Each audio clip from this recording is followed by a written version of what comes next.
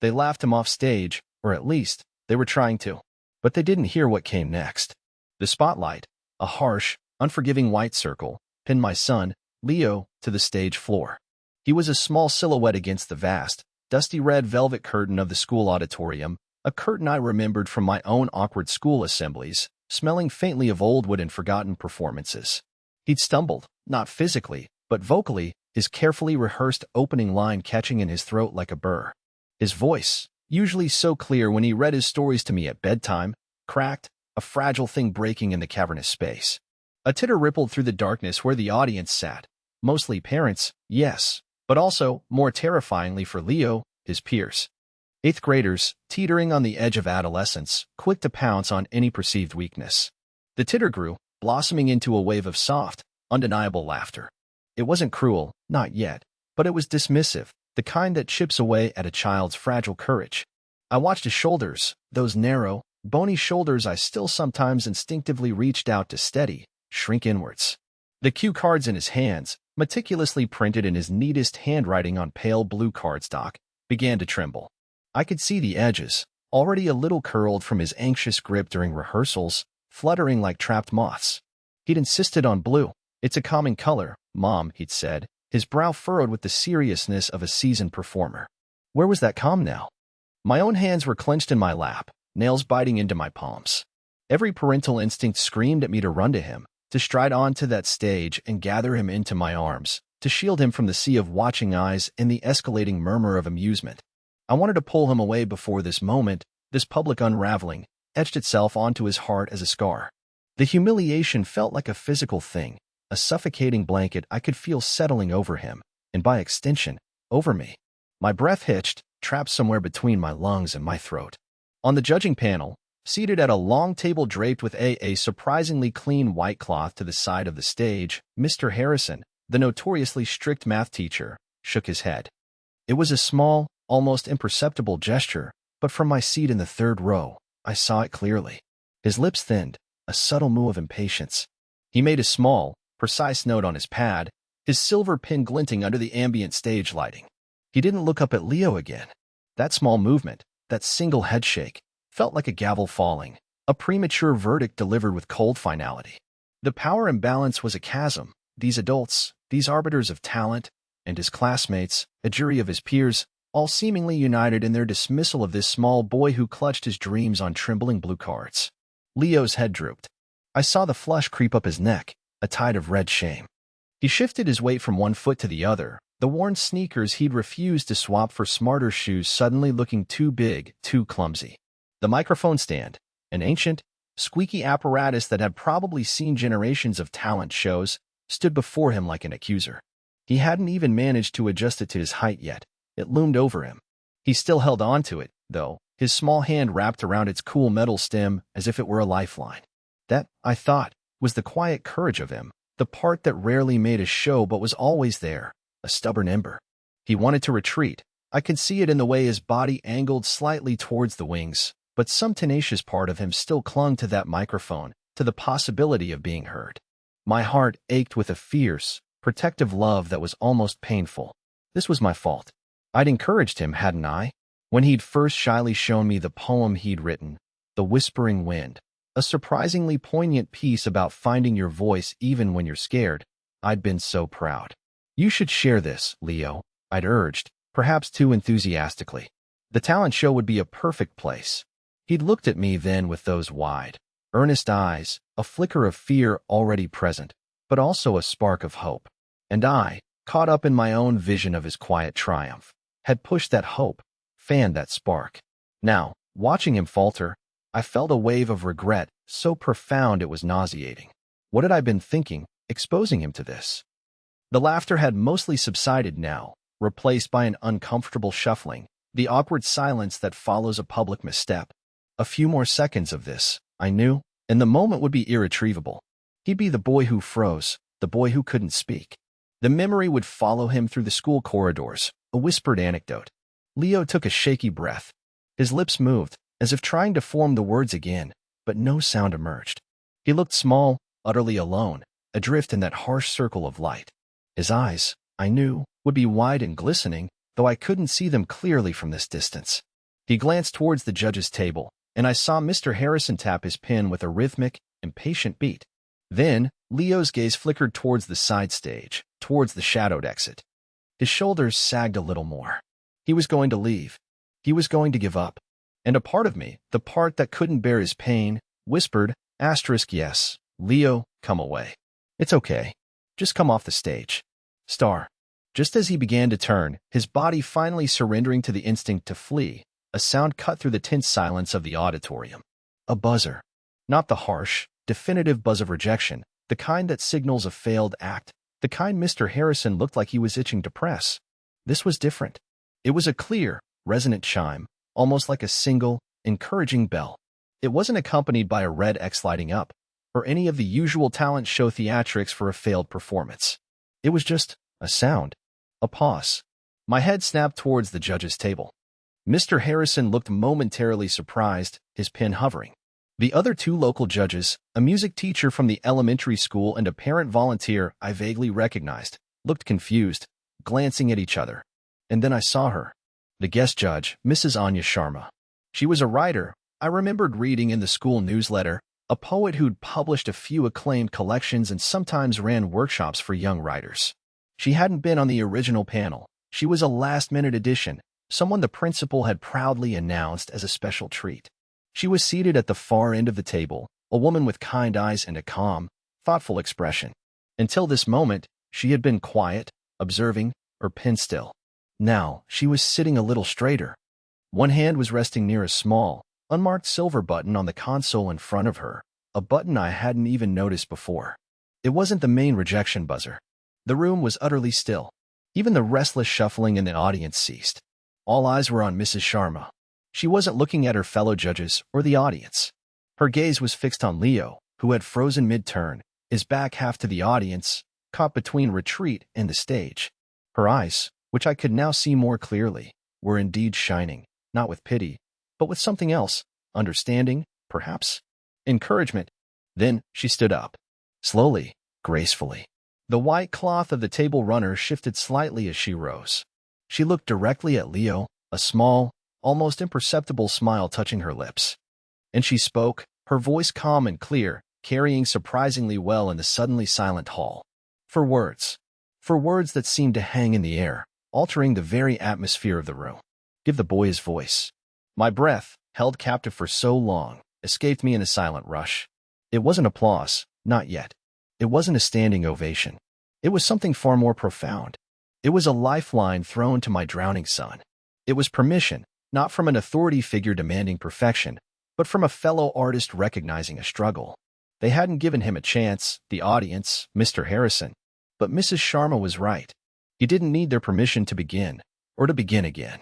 He just needed a moment, a sliver of belief. And she had given it to him. The silence that followed her words was different now. It wasn't the silence of awkwardness, but of anticipation, of reconsideration. Leo slowly, very slowly, turned back towards the microphone. His blue cue cards were still trembling, but his grip on the mic stand seemed to tighten, just a fraction. He looked small, yes, but no longer quite so alone. My own inner conflict was a raging storm. That initial, gut-wrenching regret still clawed at me. Asterisk, I did this to him. I put him here. Asterisk, how could I have misjudged his resilience, or perhaps, overestimated the kindness of a school assembly? The sight of his shrinking shoulders, the audible tremor in his voice, had been like daggers to my heart. Each titter from the crowd had felt like a personal blow.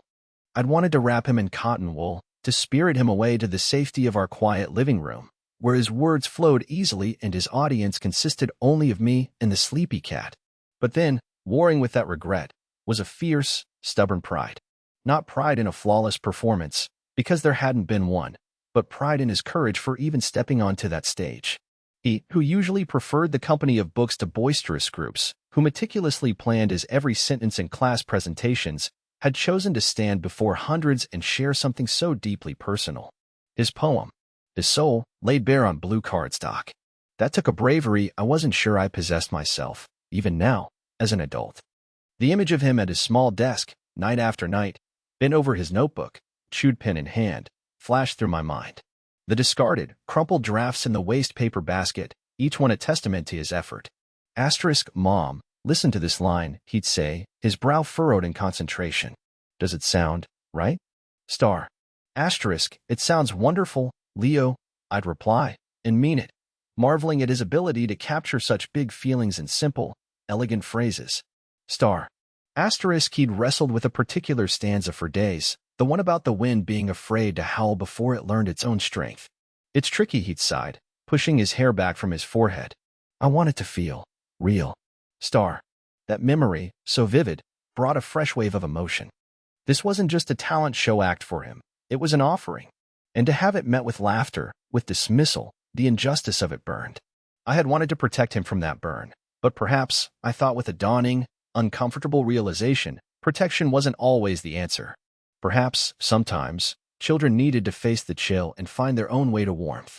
Mrs. Sharma's intervention felt like a gentle hand on my own frantically beating heart, calming its rhythm. She hadn't berated the audience, or the other judges. She had simply refocused the attention, created a space. And now, it was Leo's decision. He could still walk away. No one would blame him, least of all me. The path to the wings was short, the shadows inviting.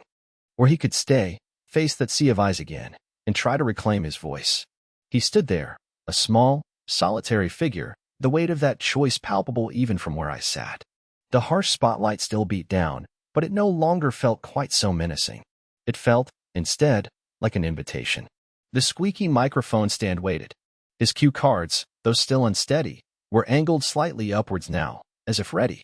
I remembered the conversation we'd had the week before the sign-ups closed. He'd been hovering in the kitchen doorway, watching me make dinner, a sure sign he had something on his mind. Asterisk, Mom, he'd begun, his voice tentative. About the talent show, Star. Asterisk, I turned, spatula in hand. Yes, sweetie. Star. Asterisk, do you think anyone would want to hear a poem? His gaze was fixed on the floor, tracing the pattern of the linoleum with his toe. Star. Asterisk, I think, I'd said, kneeling down to meet his eyes, that people are hungry for real words, Leo. For honest feelings. And your poem has so much of both. Star. Asterisk, he'd worried his lower lip. But what if they laugh? What if I forget the words? Those were his twin fears, the ones he'd voiced repeatedly. Star. Asterisk, they might. I'd admit it, because I believe in honesty, even when it's hard. And you might. But what if they listen? What if you remember every word, and it feels amazing to share it? I'd touched his cheek. The only way to find out is to try. But it has to be your decision, Leo. Only if you want to. Star. Asterisk, he'd been silent for a long moment, then nodded slowly. I want to try. His voice was quiet, but firm. Star. That quiet firmness, I realized, was still there. It was in the set of his jaw, now subtly more determined. It was in the way he squared his narrow shoulders, a tiny echo of a warrior preparing for battle. He wasn't looking at the judges anymore, nor at the audience.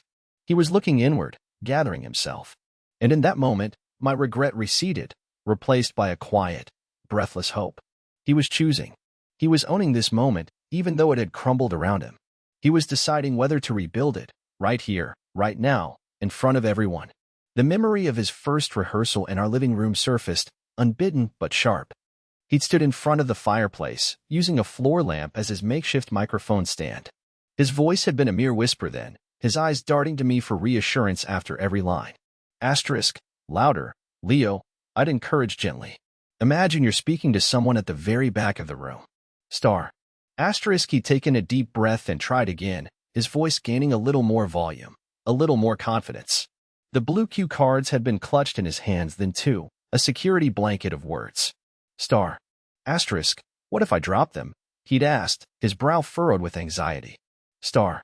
Asterisk, then you pick them up, I'd said simply. Or, if you know it well enough, you just keep going. Performers face little hiccups all the time, sweetie. The important thing is how you handle them. Star. He hadn't dropped the cards then, and he hadn't dropped them now, though they'd come close. He just faltered. And the audience, young and quick to judge, had pounced. Mr. Harrison, with his dismissive air, had validated their reaction. There was no overt malice in Mr. Harrison, I thought. He was simply a man who valued precision, efficiency. A poem, especially one delivered by a nervous child, probably seemed like a waste of time to him, an imprecise art in a world he preferred to measure and quantify. His manipulation, if it could be called that, was in his subtle cues of impatience, the way he let his boredom become a tangible presence in the room, giving others permission to feel the same. He wasn't a villain, just a man who couldn't see the value in a fragile attempt, only in a polished success. Mrs. Sharma, on the other hand, clearly saw something more. Perhaps she remembered her own early attempts, her own moments of fear. Her intervention wasn't just for Leo, it was a statement about the nature of art, of vulnerability, of the courage it takes to share a piece of oneself. She hadn't hit a buzzer to stop the act. She had hit a different kind of buzzer, one that said, wait. Listen. Something important is trying to happen here. Star. Leo took another breath, deeper this time. He adjusted the squeaky microphone stand, pulling it down a few inches, the metallic screech surprisingly loud in the hushed auditorium. He squared his shoulders. He looked down at his cue cards, not with panic, but with a focused intensity, as if reacquainting himself with old friends. Then, he lifted his head. He didn't look at any specific person, but out into the middle distance, as if addressing the whispering wind of his own poem. My heart was in my throat, a wild bird fluttering against my ribs. Please, Leo, I prayed silently. Find your words. Find your strength. The pride I felt for him in that moment was immense, a tidal wave that washed away the last vestiges of my regret. He was choosing to stay. He was choosing to try again. And that, I knew, was a victory in itself, no matter what came next. I thought back to the evening he finally nailed the poem, just 2 nights ago. We were in the living room, the curtains drawn, a single lamp casting a warm glow. He'd stood straight and tall, no lamp microphone this time, just him and his words. The wind was once a whisper, small and shy, he'd begun, his voice clear and steady, filled with a quiet emotion that made the hairs on my arms stand up. Afraid to speak, afraid to even try. Star. He'd gone through the entire poem without a single stumble, his eyes shining with the passion of his own creation. When he'd finished, there was a moment of silence, and then I'd simply applauded, tears welling in my eyes. Star. Oh, Leo, I'd whispered, my voice thick. That was beautiful. Star. A slow smile had spread across his face, a smile of pure, unadulterated joy. I think I'm ready, Mom, he'd said, his voice soft but confident. Star. That confidence had been shattered tonight, but watching him now, I saw a different kind of strength emerging, resilience. The courage not just to begin, but to begin again, after falling. He looked down at his first cue card, his lips moving silently for a moment, and then he lifted his eyes, took one more steadying breath, and stepped closer to the microphone. The faint scent of old dust and stage polish seemed to hang in the air, waiting. He began. The wind was once a whisper, small and shy, he said, his voice, though still a little tremulous, finding its pitch, its path. It was quieter than he'd rehearsed, imbued with a raw vulnerability it hadn't possessed in our living room. But it was clear. Every syllable was audible in the profound silence that now held the auditorium captive. Afraid to speak, afraid to even try. It watched the tall trees dance, the oceans roar, and wished for courage it had not before. His eyes were fixed on his cards, but his voice was reaching out. The initial tremor began to subside with each line, his cadence growing sure. I gripped the armrest of my seat, my knuckles white, hardly daring to breathe. There was no shuffling now, no whispers. The audience was listening, really listening.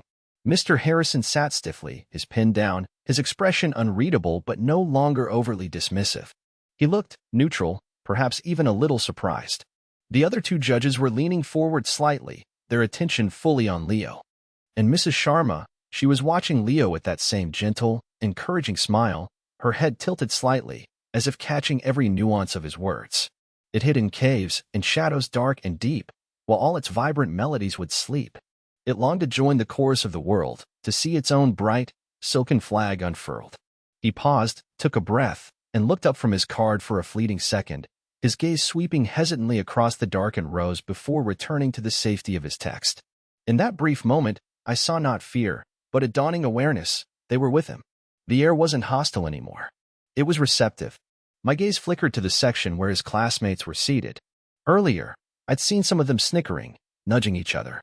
Now, their faces were turned towards the stage, their youthful expressions a mixture of curiosity and, perhaps, a touch of shame. A few of them, the ones who had been most audible in their amusement, were looking down at their laps, their bravado extinguished.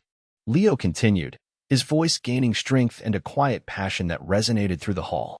He spoke of the wind's fear, its yearning, its gradual discovery of its own power, not in a sudden roar, but in a persistent, gentle breath that could still move things, change things.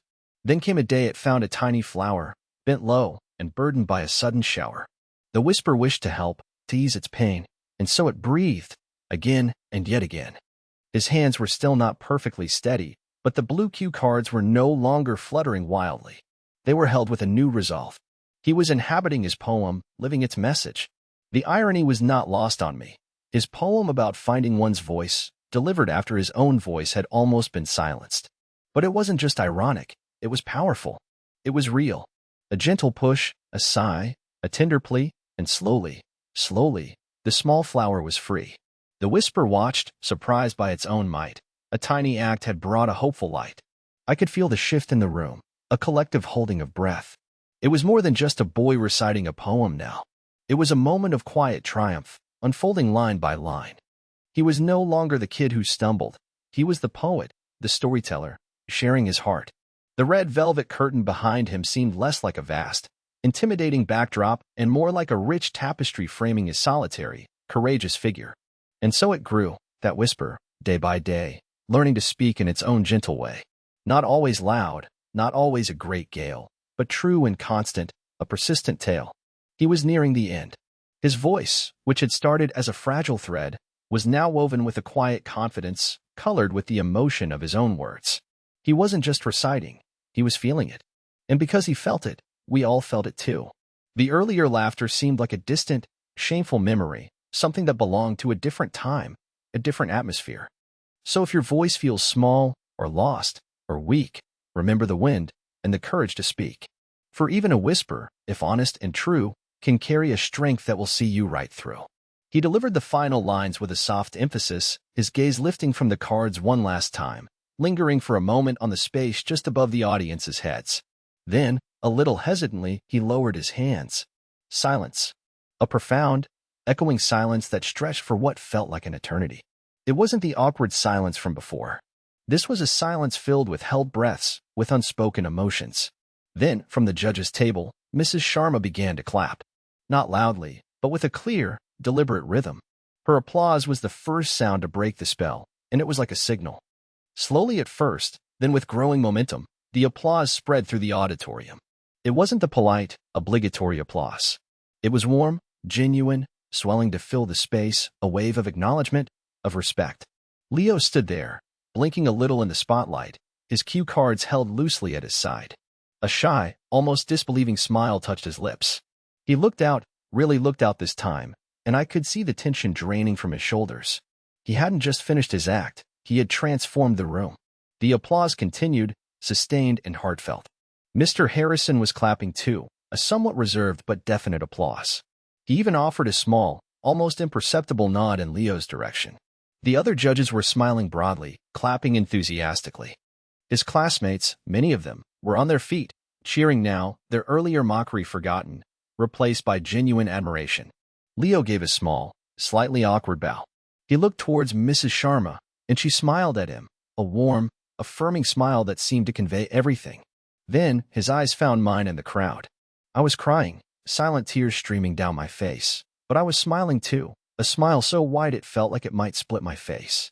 I gave him a thumbs up, my heart overflowing. He started to walk off stage, not with the defeated slump of before, but with a quiet dignity. As he reached the wings, just before he disappeared behind the red velvet curtain, one of his blue cue cards, the very last one, slipped from his grasp and fluttered to the stage floor. He hesitated for a split second, then, with a newfound composure, he simply bent down, picked it up, and continued on his way. A small act, but it spoke volumes. He was no longer afraid of little missteps. The host, a chirpy high school senior, came back on stage, her voice bright. Well, let's hear it again for Leo Maxwell and his incredible poem, The Whispering Wind. The applause surged once more. I quickly dabbed at my eyes and made my way out of my row, heading towards the backstage entrance. My legs felt a little shaky, my emotions still churning. When I reached the dimly lit area behind the curtain, Leo was standing there, looking a little dazed, but with a lightness in his eyes I hadn't seen in days. Before I could reach him, Mrs. Sharma was there. She had stepped away from the judge's table, navigating the cluttered backstage area with a quiet grace. She approached Leo, not as a judge, but as a fellow spirit. "Leo," she said, her voice soft, "that was a truly beautiful poem, and you delivered it with such courage." Leo looked up at her, his cheeks still a little flushed. "Thank you, Mrs. Sharma," he mumbled, shuffling his feet. "Thank you for the buzzer." She smiled. "Sometimes," she said, her eyes crinkling at the corners, "we all just need a moment to find our breath. You found yours beautifully." She noticed the cue cards in his hand, the one he dropped still slightly askew. Gently, she reached out and took them from him, straightening the last card, smoothing its curled edge. "These are precious," she said, handing them back. "Hold on to them. And keep writing." "I will," Leo promised, his voice barely a whisper, but firm. He clutched the cards to his chest. Mrs. Sharma then looked at me, her gaze warm and understanding. "You must be very proud," she said quietly. "I am," I managed, my voice thick with emotion. "More than words can say. Thank you." She simply nodded, a small, gracious acknowledgement, and then, with another smile for Leo, she turned and headed back towards the judge's table, the murmur of the next act starting to filter through from the auditorium. I finally reached Leo and knelt down, pulling him into a hug. He leaned into me, his small body still thrumming with adrenaline. I could feel the slightly ragged beat of his heart against my own. "You did it," I whispered into his hair, which smelled faintly of his favorite apple shampoo. "Oh, Leo, you were so brave. So brave." He pulled back a little, his eyes shining. "They listened, Mom," he said, a note of wonder in his voice. After everything, they actually listened." "They did, sweetie," I said, smoothing his hair back from his forehead. "They heard you." We stood there for a moment, just the two of us, the sounds of the talent show a distant hum. The heavy scent of the old velvet curtain, the squeak of a caster wheel as someone moved a piece of equipment, the faint echo of applause for another performer, it all blended into a backdrop for this quiet, intensely personal moment of victory. It wasn't about winning the competition, though that might still happen. It was about him finding his voice, not just in the words of his poem, but in the courage to speak them, to reclaim them after they'd been snatched away. Later, as we walked out of the school building into the cool evening air, the stars were beginning to prick the darkening sky. Leo was quiet, clutching his blue cue cards. He hadn't won the competition. A group of surprisingly agile gymnasts had taken the top prize. But it didn't matter. Something far more important had been won tonight. As we reached the car, he looked up at me. "Mom." "Yes, Leo. That judge, Mrs. Sharma, she was really kind." "She was," I agreed. "She understood." He nodded, thoughtfully. I think I understand my poem better now." I smiled. He would, I knew, carry this night with him. Not the initial laughter, not the sting of humiliation, but the silence that followed Mrs. Sharma's words, the feel of the microphone in his hand as he began again, the eventual roar of genuine applause, and the quiet strength he'd found within himself. They laughed him off stage, but now they listen when he speaks. And more importantly, he listens to himself. He knows, now, the power of his own quiet, persistent whisper.